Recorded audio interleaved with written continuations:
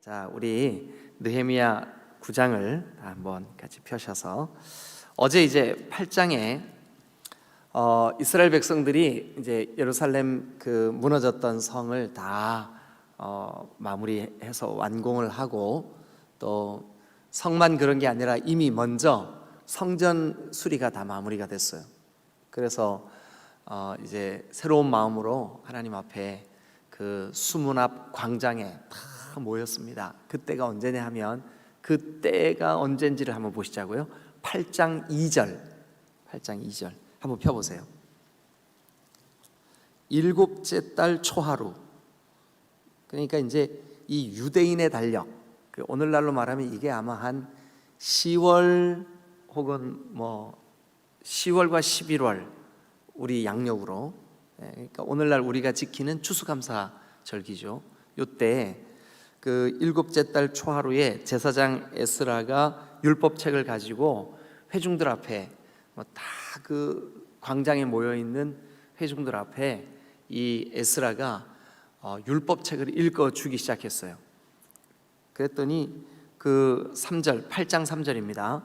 수문 앞 광장에서 새벽부터 정오까지, 새벽부터 그 정오까지, 낮 12시까지죠. 새벽부터 그 남자나 여자나 알아들을 만한 모든 사람 앞에 읽어줬어요. 그러니까 하나님의 말씀을 새벽부터 정오까지 꼼짝 않고 그 말씀을 듣고 받고 하는 거예요. 그래서 이렇게 그 성경을 보면 이 그 부흥의 때, 그러니까 이 에스라 대부흥 운동, 느헤미야와 에스라의 주도하에 이루어진 이 부흥 운동, 또 신약에서는 그 성령 충만했던 그 시기에 그 교회가 이제 막 탄생하고 할 때, 그때에는 말씀이 아주 충만했습니다.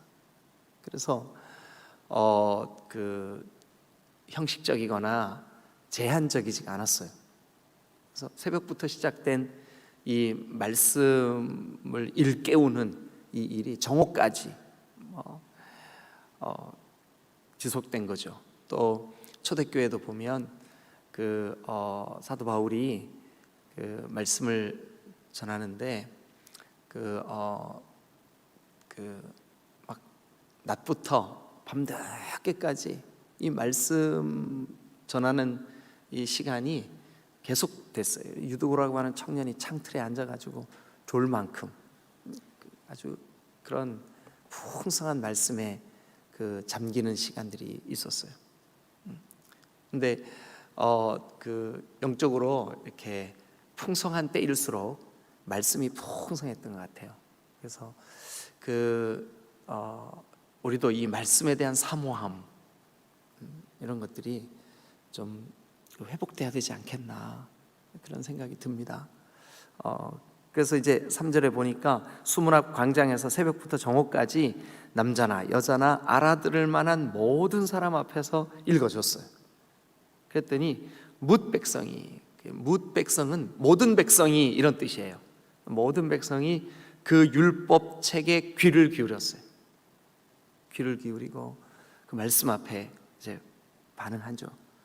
그래서 이 하나님의 말씀을 선포하고 읽어주고, 또 그 책을 이렇게 해석해서 깨닫게 하고, 그게 이제 어제 7절, 8절, 9절, 먼저 5절 말씀 8장 5절에 보니까 에스라가 모든 백성 위에 서서 그들 목전에 책을 펴니, 책을 펼 때 백성들이 하나님을 경외하는 마음으로 전부 다 자리에서 일어섰어요. 그래서 그 말씀을 듣고 받고 마음에 새기고, 그러면서 이제 6절에 보니까 그 위대하신 하나님의 그 말씀을 선포하고 읽어주면서 송축했더니 백성이 손을 들고, 말씀을 듣는 그 시간에 손을 들고 아멘, 아멘 이렇게 반응했어요. 아멘, 아멘 반응했어요. 여러분들도 말씀 앞에 아멘으로 반응하시기를 주님의 이름으로 축원합니다. 우리가 하나님의 말씀을 받고 그 말씀을 우리 마음에 새기고 할 때 아멘으로 반응하셔야 돼요. 네. 여러분들이 이 말씀을 듣고 보다 이렇게 하는 거구나 하고 설교 시간에도 막 다른 사람들 막 집중해서 말씀 듣는데 벌떡 일어나서 아멘 하고 또 자리에 앉고 이러시지는 마시고요. 네. 근데 어쨌든 성경에는 그렇게 했어요. 그렇게 해서 이 레위인들, 그러니까 하나님의 말씀을 맡은 자들은 8절에 보니까 하나님의 율법책을 낭독하고 그 뜻을 어떻게 했어요? 해석했어요. 그 뜻을 해석했어요. 한 절 한 절 그 뜻을 해석했어요. 이 말씀의 의미가 이겁니다. 이렇게. 네. 그래서 진정한 의미에서의 설교, 특별히 강해 설교. 저는 이 강해 설교라는 말보다는 성경적인 설교 이렇게 주로 표현을 많이 하는데, 이 성경적인 설교는 그 구절, 그 말씀의 뜻을 풀어주는 거예요. 그래서 그 말씀의 뜻을 풀어주고 그렇게 하니까 9절에 보니까 백성이 율법의 말씀을 듣고 다 우는지라. 여러분, 하나님의 말씀을 들을 때 여러분들의 가슴이 막 뭉클해지고 뜨거워지고 이해할 수 없는 은혜가 여기 풍성하게 임해서 여러분들의 심령이 회복되는 역사가 있으시기를 주님의 이름으로 축원합니다. 네. 그래서 이제 이것을 에스라 대부흥 운동 이렇게 이제 우리가 이름을 붙여 보시자고요. 편의상. 자, 그런데 이렇게 7월 초하루에 시작된 이 말씀 회복 운동. 근데 말씀을 듣다 보니까 이때 지금 이 시즌에 구약 성경의 저 율법의 책에 초막절 절기를 지켰단 말이에요. 그러니까 오늘날 우리로 말하면 추수감사 절기를 지켰단 말이에요. 근데 그 절기의 진정한 의미가 뭐냐면 우리의 그 광야 생활, 우리의 인생길, 우리의 지난 그 한 해를 돌아보며 하나님의 인도하심, 하나님의 그 우리와 동행해 주심, 지켜 주심, 이 은혜 앞에 반응하는 절기인 거예요. 그게 초막절이 감사하는 절기인 거예요. 그래서 일주일 동안, 정확하게 말씀드리면 8일 동안 그들이 막 주변에 산에 가서 나무를 자르고, 여기 성경에 보니까 그 15절에 모든 성읍과 예루살렘에 공포하여 이르기를 너희는 산에 가서 감람나무 가지와 들감람나무 가지와 화석류나무 가지와 종려나무 가지와 기타 무성한 나무 가지를 가져다가 초막절기를 위해서 초막 그 장막을 지은 거예요. 이렇게 그 얼키설키 이렇게 지은 거예요. 짓고 거기에 거하면서 감사한 거예요. 감사.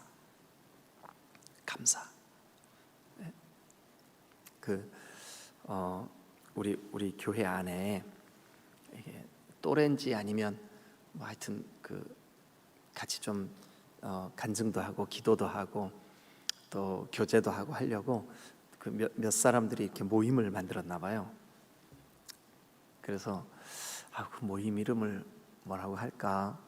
근데 제가 설교 시간에 지나가서 잊어버렸는데 그분들 얘기가, 목사님이 설교 시간에 감사하는 신앙이 되세요. 근데 감사를 제일 잘하는 게 병아리라고. 근데 병아리가 물 한 모금 그저 그게 맛있는 물인지 더러운 물인지도 모르고 하여튼 물 한 모금 딱 입에 물고는 감사 하고 꼴깍 마시고 또 물 한 모금 이렇게 물고 감사. 근데 병아리 안 키워보신 분들이 이게 무슨 뜻인지 전혀 몰라. 병아리 키워본 분들은 알아요. 병아리가 그렇게 해요. 물 한 모금 먹고 감사. 물 한 모금 먹고 감사. 한번 해보실래요? 재미있는데. 네. 물 한 모금 먹고 감사. 그래서 그 모임이 이랬대요. 우리 모임을 감사 모임 그러면 너무 뻔하잖아요, 이름이. 그래서 우리 병아리 모임으로 하자. 근데 병아리 그러면 사람들이 다 그게 뭐야 그럴 거니까 우리가 그냥 아리 모임으로 하자. 그래, 우리는 아리야. 아리. 근데 그분들은 아는 거죠. 우리 감사, 범사에 하여튼 어떤 경우에도 감사하자. 그런데 세상에 이 영적인 대각성, 말씀의 회복, 하나님을 향한 반응, 잃어버렸던 절기를 회복하는 이 부흥의 역사가 일어나니까 그들 속에 풍성한 감사가 여기에 막 감격스럽게 넘치게 된 거예요. 그래서 이제 그 감사의 절기가 끝나고 집으로 다 돌아가야 되는데 이 사람들이 집으로 돌아갈 생각이 없어요. 그래서 여러분, 이제 그 다음, 그러니까 그 아주 어마어마한 부흥의 역사가 일어난 그 부흥의 끝에 하나님께 부어주시는 은혜가 있었어요. 그 끝에 부어주시는 은혜. 그래서 오늘 9장은 어떤 사람들에게, 누구에게 은혜가 부어지는가? 누구에게 은혜가 부어지는가?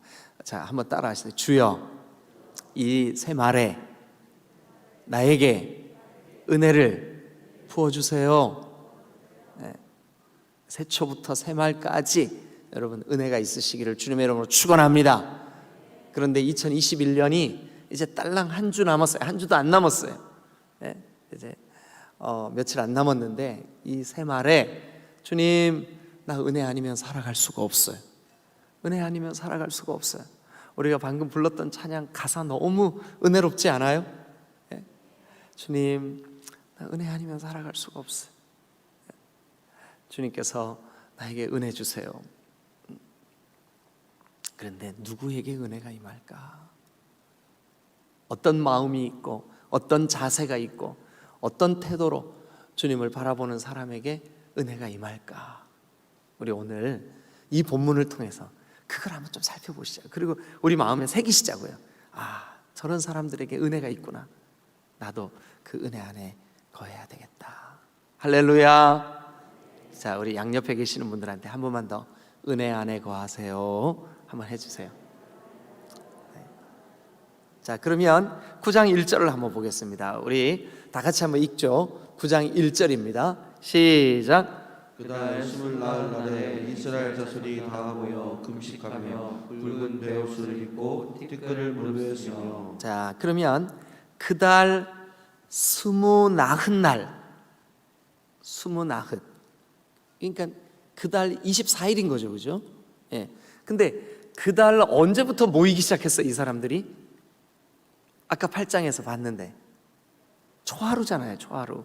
그러니까 그달 초하루니까 그달 1일에 모여서 초막절기를 지키고 부흥을 경험하고 말씀을 듣고 서로 하나님을 예배하고 그 풍성한 부흥의 시즌이 언제까지 계속됐을까요?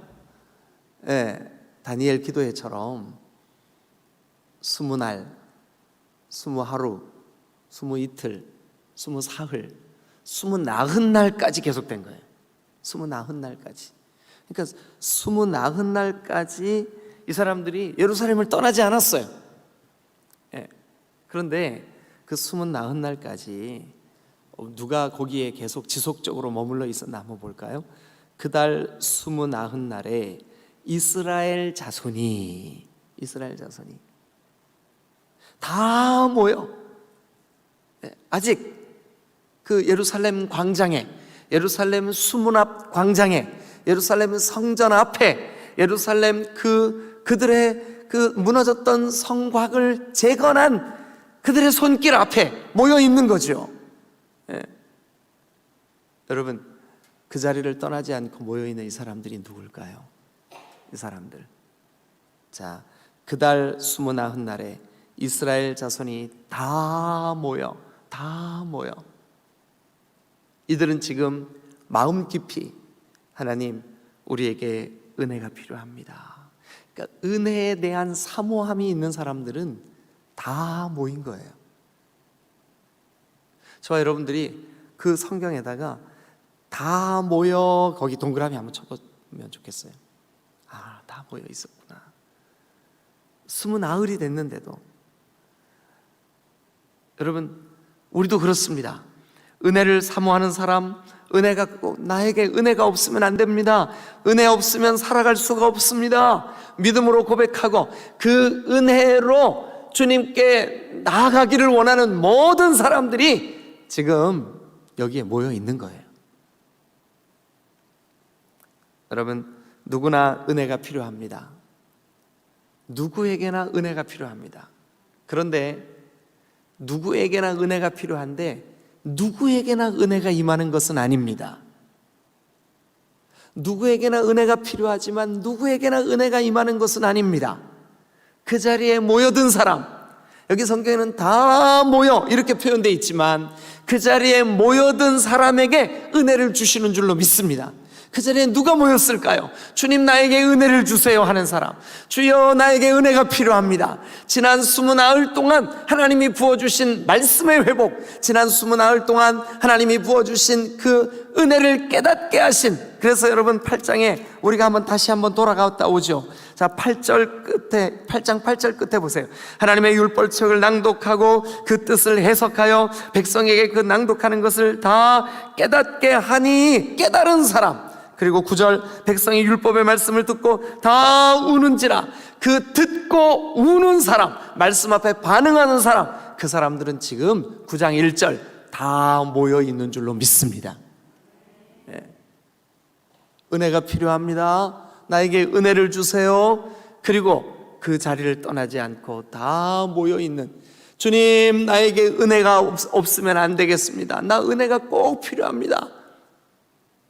여러분, 그 사람에게 헤세드, 이 은혜가 부어질 줄로 믿습니다. 누가 은혜 받는 사람일까요? 누구에게 은혜가 부어질까요? 누가 은혜가 풍성한 사람이 될 수 있을까요? 김은혜 집사님일까요? 여러분, 김은혜 집사님 은혜 충만하시기를 축복합니다. 그런데 여러분, 은혜를 사모하는, 그 자리를 떠나지 않고 은혜의 자리에 머물러 있는 그 사람들, 여기 있는 다 모여 그 사람들에게 하나님이 은혜를 주시는 줄로 믿습니다. 자, 그런데 그 사람들이 또 어떤 사람들이냐 하면, 거기 보니까 금식하며 굵은 베옷을 입고 티끌을 무릅쓰고 모든 이방 사람들과 절교하며, 이방 사람들과 절교한 이유는 뭐냐 하면 이방의 음란한 문화와 절교했다는 뜻이에요. 이방의 세속적인 가치관과 절교했다는 뜻이에요. 이방의 그 우상 숭배, 도덕적으로 부패한 그 삶, 그것을 깨닫고 우리가 더 이상 이렇게 살면 안 되겠구나, 그것과 절교했다는 것을, 죄와 절교했다는 뜻이에요. 그래서 그 뒤에 설명이 나와요. 서서 자기의 죄와, 우리는 그동안 하나님 없이 살던 죄, 하나님이 가증하게 여기던 죄, 이스라엘 백성들이면 하나님의 백성들이잖아요. 그런데 그들이 하나님 없이 살아왔던 지난 삶을 주님 앞에 회개하는 거죠. 내려놓는 거죠. 그것이 너무 자기 자신이 하나님 앞에 부끄럽고 죄송한 거죠. 그래서 금식하며 굵은 베옷을 입고, 굵은 베옷은 여러분 누군가 내가 사랑했던 사람, 누군가 우리 가정 안에 누군가 돌아가셨을 때 베옷 입잖아요. 근데 이 유대인들도 그랬어요. 그런데 우리는 누군가가 죽으면 베옷을 입었지만 유대인들은 누군가가 죽거나 아니면 극도의 슬픔 때문에 견딜 수 없을 때 그들은 베옷을 입었어요. 슬픈 거예요, 마음이. 왜 슬프냐면 자기 자신의 죄 때문에 슬픈 거예요. 우리가 말씀에 대해서 무지해서 천지의 창조주이신 하나님을 온전히 사랑하고 따르고 섬기지 않은 것에 대한 애통하는 마음, 내가 영적으로 너무 철이 없었구나, 우리가 하나님의 말씀으로부터 이렇게 멀어져 있었구나, 하나님의 말씀의 기준으로부터 이렇게 멀어져 있었구나.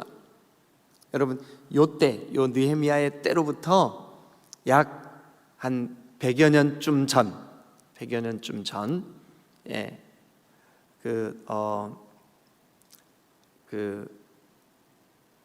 하나님께서 요시야라고 하는 왕을 통해서 그들에게 유월절 절기를 회복시킨 부흥의 때가 있었어요. 100년쯤 전에. 그런데 지금은 초막절, 그 유월절과 초막절은 이스라엘에 뭐 하여튼 구약의 율법이 너무나 중요하게 강조하는 그런 중요한 절기예요.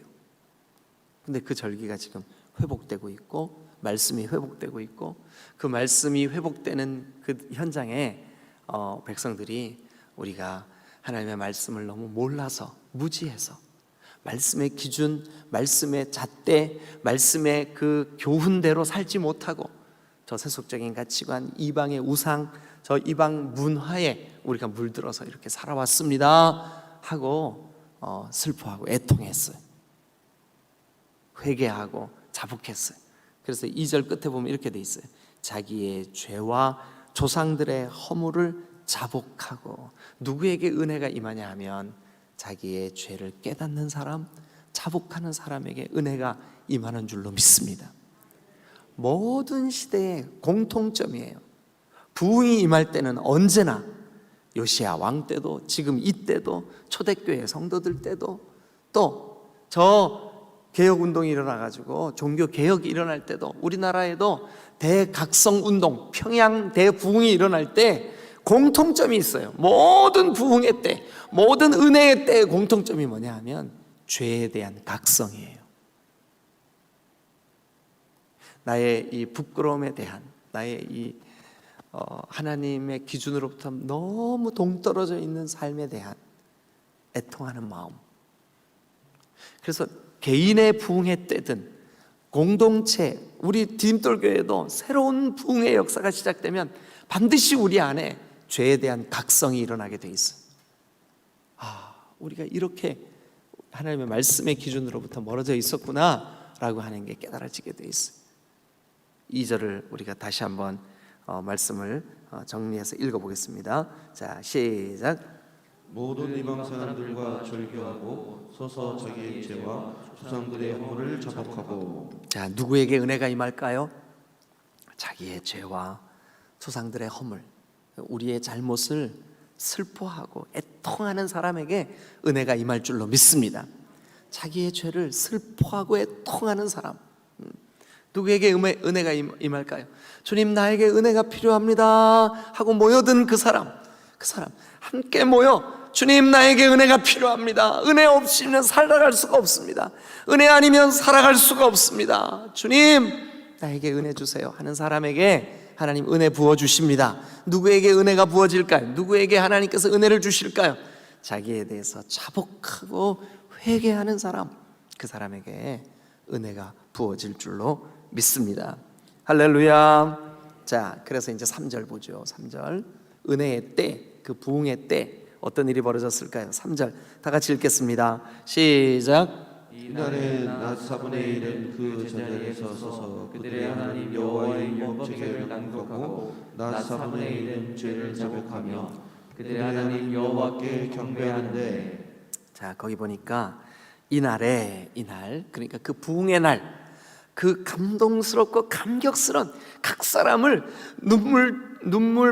그러니까 여기 지금 앞에 8장하고 이 9장을 떼어서 읽으면 안 됩니다. 여러분들이 개인적으로 성경을 읽을 때도. 그래서 8장의 그 부흥이 지금 24일 동안 지속되고 있는데 그들에게는 시간마다 감동과 감격이 있는 눈물이 있었어요.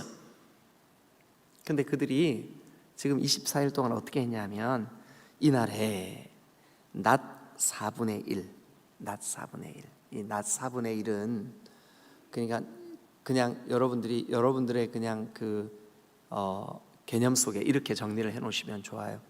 한 3시간 정도, 낮 4분의 1, 3시간 정도를 그 자리에 섰어요. 그 자리에 서서. 이거는 여러분, 사람의 힘으로 이렇게 할 수 있을까요? 부흥의 때는요, 성령의 힘으로 우리가 하나님을 예배하고 하나님께 나아가지 사람의 힘으로. 만약에 사람의 힘으로 여러분 3시간 동안 일어서서 우리 기도합시다 이러면 아마 요즘 같으면 그 교회 아무도 안 갈걸요. 근데 이때 성령께서 그 광장에 모여있는 모든 사람들을 흔들어 놓으셨어요. 붙잡아 주셨어요. 때로 내 신앙, 내 삶 속에 좀 이 감동, 이 감격이 좀 있으면 좋겠다. 이 감격이 좀 있으면 좋겠다. 우리도 모르는 사이에 너무 우리의 신앙이 21세기화 돼 있어.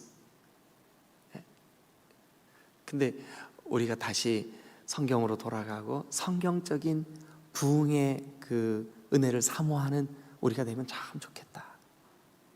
그런데 그 낮 4분의 1을 그 자리에 서서 그들의 하나님 여호와의 율법책을 낭독하고 또 4분의 1은 죄를 자복했어.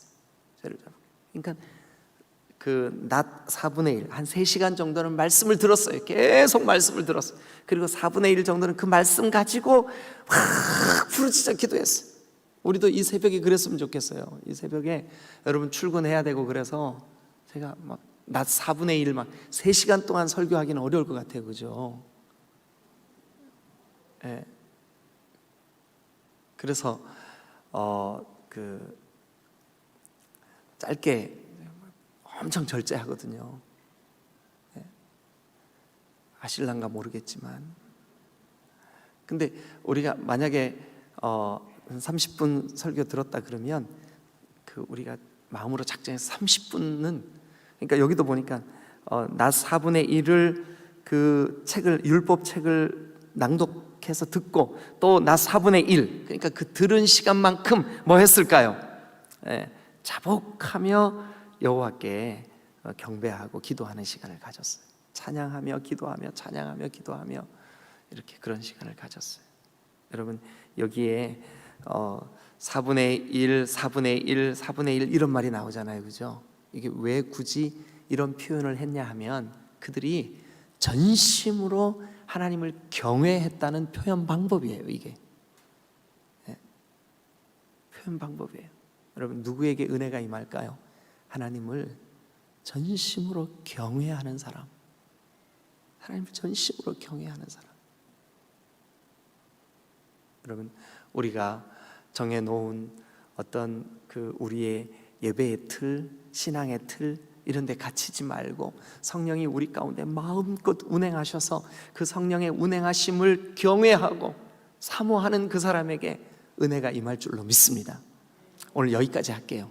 자, 1절부터 3절 다시 한번 정리해 볼게요. 누구에게 은혜가 임할까요? 은혜 아니면 살아갈 수 없다고, 나는 은혜가 꼭 필요합니다 하고 사모하는 그 사람 다 모였어요. 그 모여있는 그 사람들에게 은혜를 주신 줄로 믿습니다. 누구에게 은혜가 필요했을까요? 2절에 보니까 자기의 죄와 조상들의 허물을 자복하는 사람. 주님, 내가 죄인입니다. 내가 이렇게 하나님의 기준으로부터 멀어져 있었습니다. 자기를 돌아보고 자복하는 사람, 회개하는 사람에게 하나님의 은혜가 임한 줄로 믿습니다.